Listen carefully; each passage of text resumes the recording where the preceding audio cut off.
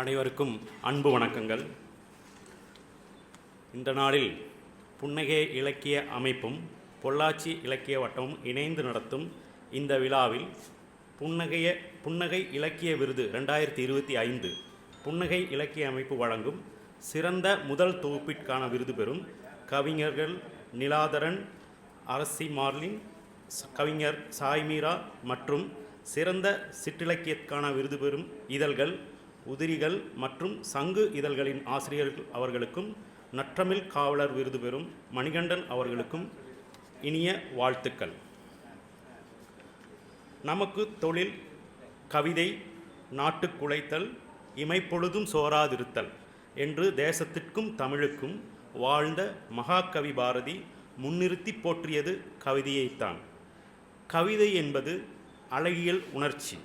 கவிதை என்பது எழுத்து இலக்கிய கலை வடிவம். கவிதை என்பது வெறும் சொற்களால் எழுதப்படுவது அல்ல, மாறாக வாழ்க்கையோடு ஒன்றி வாழ்ந்து அதை கவிதையாக வெளிப்படுத்துவதே ஆகும். அப்படிப்பட்ட கவிதைகளுக்கென ஒரு சிற்றிலக்கியத்தை கடந்த 25 ஆண்டுகளுக்கு முன்பே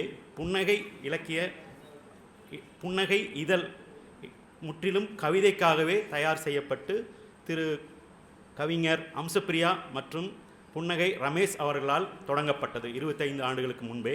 அதேபோல் அது அனைவருக்கும் சென்றடைய வேண்டும் என்ற ஒரே நோக்கில் வெறும் ₹1 ஆரம்பிக்கப்பட்டது அந்த சிற்றிதழ். இப்பொழுது தொடர்ந்து அது பயணித்து இப்பொழுது 25 ஆண்டுகளாக தொடர்ந்து வெற்றிகரமாக நடைபெற்று கொண்டிருக்கிறது. அதேபோல் அதன் தொடர்ச்சியாக தற்போது புன்னகை இலக்கிய அமைப்பு உருவாக்கப்பட்டு அதில் தொடர்ந்து கடந்த 3 ஆண்டுகளாக சிறந்த கவிதை நூல்களை தேர்வு செய்து அவர்களுக்கு ஊக்கப்படுத்துவதன் நோக்கமாக தொடர்ந்து இந்த சிறப்பினை செய்து வருகிறது. அதேபோல் சிற்றிலக்கியங்கள் இன்றைய காலகட்டங்களில் சிற்றிலக்கியங்களை மொபைல் காலங்களில் புத்தகம் படிப்பதே வெகுவாக குறைந்துவிட்ட காலகட்டங்களில் சிற்றிலக்கியம் தொடர்ந்து அதன் மிகுந்த சிரமத்திற்கிடையே வெகுவாக அற்புதமாக கொண்டு வந்து கொண்டிருக்கும் உதிரிகள் மற்றும் சங்கு இதழை தேர்வு செய்து அதற்கும் விருது வழங்கி வரும் புன்னகை இலக்கிய அமைப்பிற்கு தொடர்ந்து சில நண்பர்கள் பொருளுதவி செய்து வருகிறார்கள். எனது நண்பர்களான அருள்ராஜ் மற்றும் அவரது குடும்பத்தினர் மற்றும் ராஜேஷ் அவரது குடும்பத்தினர், அதேபோல் ஃப்ரெண்ட்ஸ் ஃபார்மா ரவி அவர்கள் தொடர்ந்து பொருளுதவி தொடர்ந்து செய்து வந்து கொண்டே இருக்கிறார்கள்.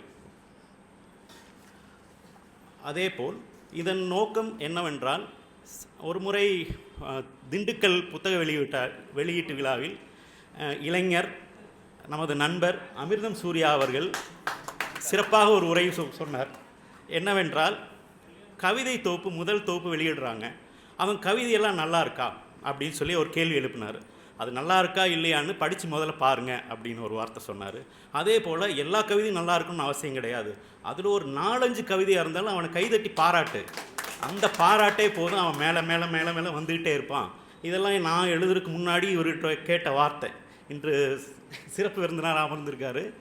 அதுக்கப்புறம் தான் நான் தொகுப்பை என்னோடய தொகுப்புக்கும் அருமையாக ஒரு உரையை எனக்கு எழுதி கொடுத்துருந்தாரு. ஸோ அந்த ஒரு வார்த்தையினுடைய வெளிப்பாடாக நான் இதை நினச்சி பார்க்குறேன். இந்த புன்னகை இலக்கிய அமைப்பும் அதே தான் செஞ்சுட்டு வருது.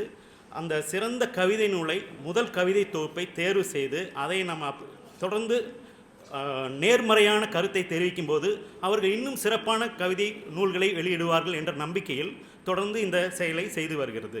அதேபோல் சிற்றிலக்கியங்களும் தொடர்ந்து செய்து கொண்டிருக்கிறது புன்னகை இலக்கிய அமைப்பு.